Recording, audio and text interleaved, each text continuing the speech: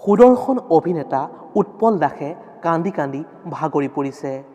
সম্বন্ধীয় এগৰাকী ভনীয়েকৰ জীৱন ৰক্ষাৰ বাবে সহায় বিচাৰিছে সামাজিক মাধ্যমত। সামাজিক মাধ্যমত জনপ্ৰিয় অভিনেতা উৎপল দাসে এটা পোষ্ট শ্বেয়াৰ কৰি লিখিছে, আপোনালোকৰ বহুতে হয়তো আগতেও এই পৰিয়ালটোক সহায় কৰিছে, তথাপি আকৌ এবাৰ সহায় কৰক ৰাইজ, ভগৱানে আপোনাৰ মংগল কৰিব। মোৰ মৰম আৰু শ্ৰদ্ধা আপোনালোক সকলোলৈকে থাকিল। বন্ধু বান্ধৱীসকল, কিছু বছৰ আগতে বিয়া হৈছিল নীলাক্ষী অসীম শৰ্মাৰ লগত। উৎপল দাসৰ সম্বন্ধীয় ভনীয়েকগৰাকীৰ নাম হ'ল নীলাক্ষী আৰু তেওঁৰ স্বামীৰ নাম হ'ল অসীম শৰ্মা। অসীম শৰ্মা বৰ্তমান কৰ্কট ৰোগত আক্ৰান্ত হৈ আছে।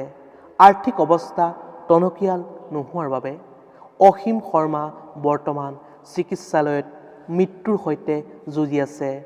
আপোনালোকৰ সাধ্য অনুসৰি সহায় কৰক অসীম শৰ্মাক।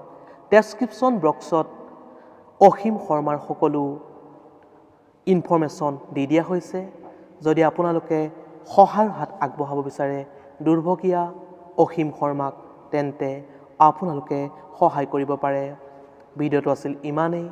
আশা কৰিছোঁ আপোনালোকেও দুৰ্ভগীয়া যুৱকজনক সহায় কৰিব। ধন্যবাদ।